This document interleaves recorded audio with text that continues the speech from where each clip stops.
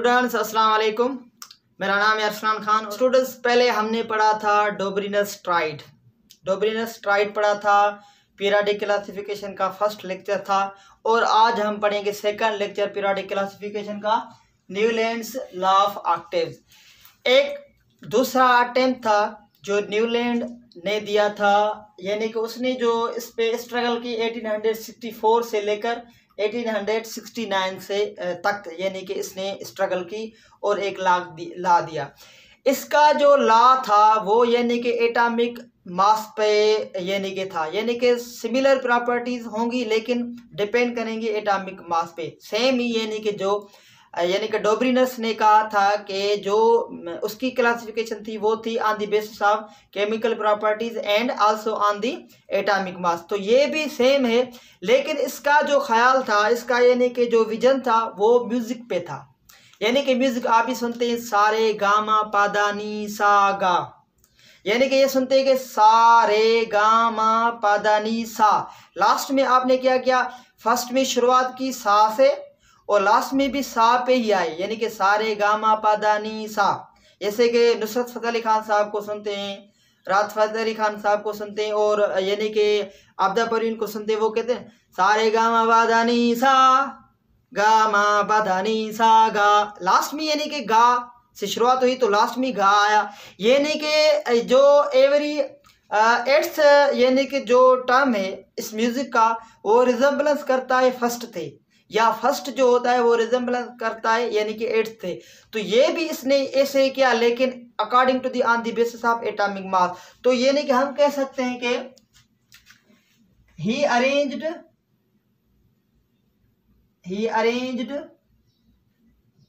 the elements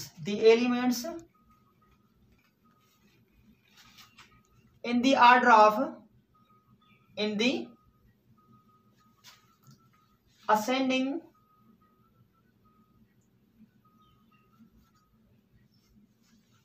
order of atomic masses, ascending order of atomic masses, यानी कि he arranged the elements in the ascending order of atomic masses। जैसे कि इसने यानी कि बताया कि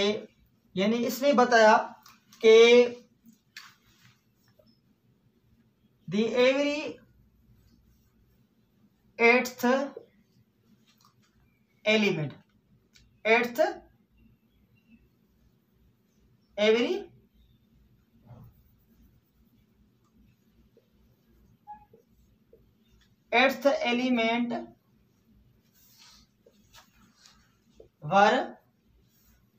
were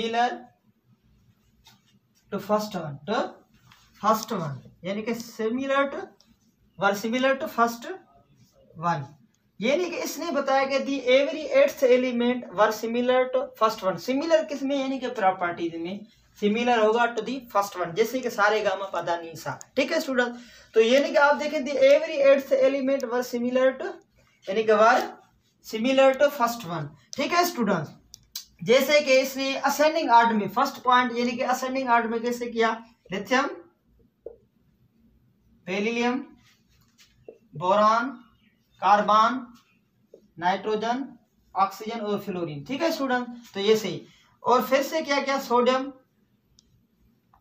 magnesium, aluminium, silicon, phosphorus, sulphur, एक क्लोरीन। ठीक है स्टूडेंट, यानी कि आप देखेंगे कि यानी कि लिथियम का जो एटॉमिक मास होता है 7 होता है, 9 इसका होता है, उसके बाद 11, 12, 14 और ऑक्सीजन का 16, इसका 19 होता है। ठीक है स्टूडेंट, यानी कि in the order of ascending order of the atomic mass, यानी कि एटॉमिक मास जो है वो यहाँ पर बढ़ता जा रहा है, यानी कि असेंडिंग ऑर्डर, यानी कि बढ़ता जा रहा है, इंक्रीज होता जा रहा है, उसके हिसाब से इसने अरेंज किया एलिमेंट्स को। ठीक है स्टूडेंट, तो इसने बताया कि अगर आप ये जो लिथियम है इसको उठा रहे हैं तो आप गिनती करेंगे कि 8वां जो एलिमेंट होगा उसकी प्रॉपर्टीज इस फर्स्ट से सेम होंगी। ठीक है, बस सिमिलर टू फर्स्ट वन, यानी कि हम ये कह रहे हैं कि ये फर्स्ट एलिमेंट है फर्स्ट, सेकंड, थर्ड,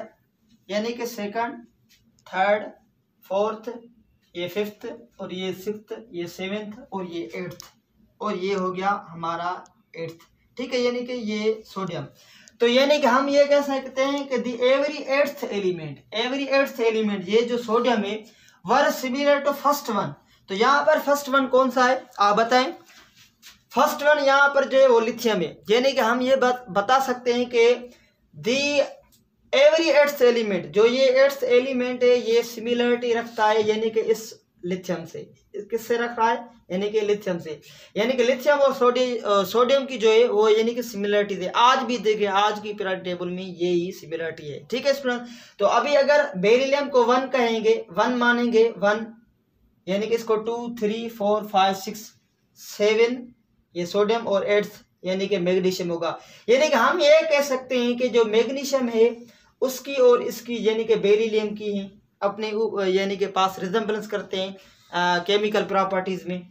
तो ये देखिए बोरान और एल्यूमिनियम एक दूसरे के साथ, कार्बन और सिलिकॉन एक दूसरे के साथ, और ये नाइट्रोजन और फास्फोरस एक दूसरे के साथ, और ये ऑक्सीजन और सल्फर, यानी कि ये जो फ्लोरीन और क्लोरीन आज भी आप देखते हैं कि ये नहीं कि इनकी जो केमिकल प्रॉपर्टीज हैं वो सेम है। लेकिन इसने दिया था according to the on the basis of atomic masses, ascending order में इसने इसको यानी कि रखा।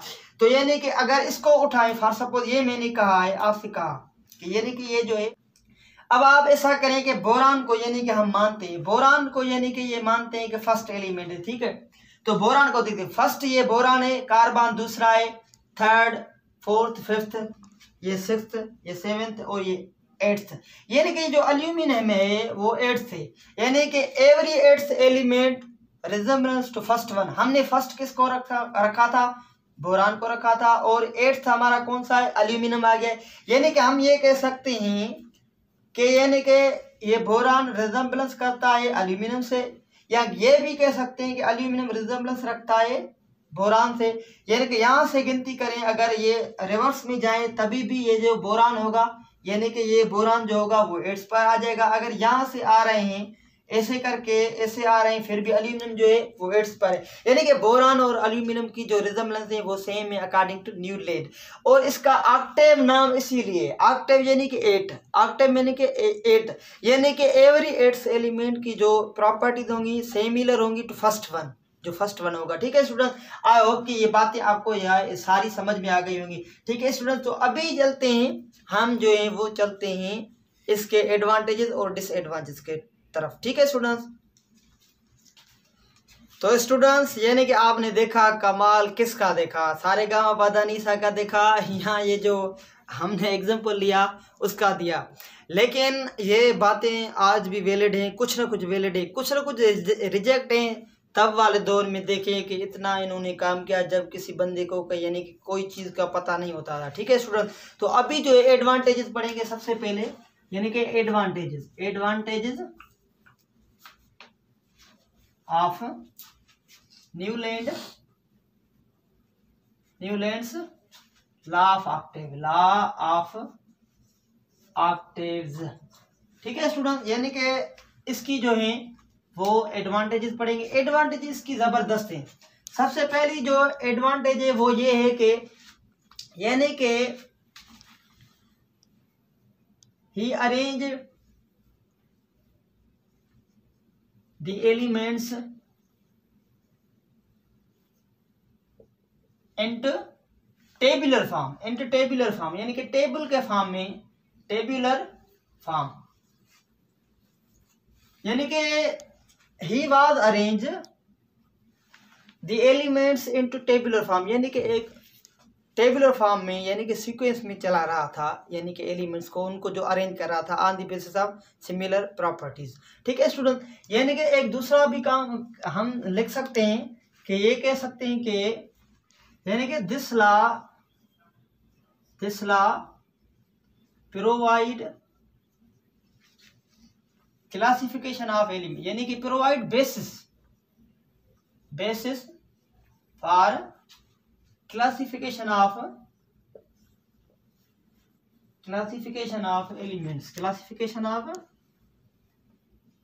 Elements into groups.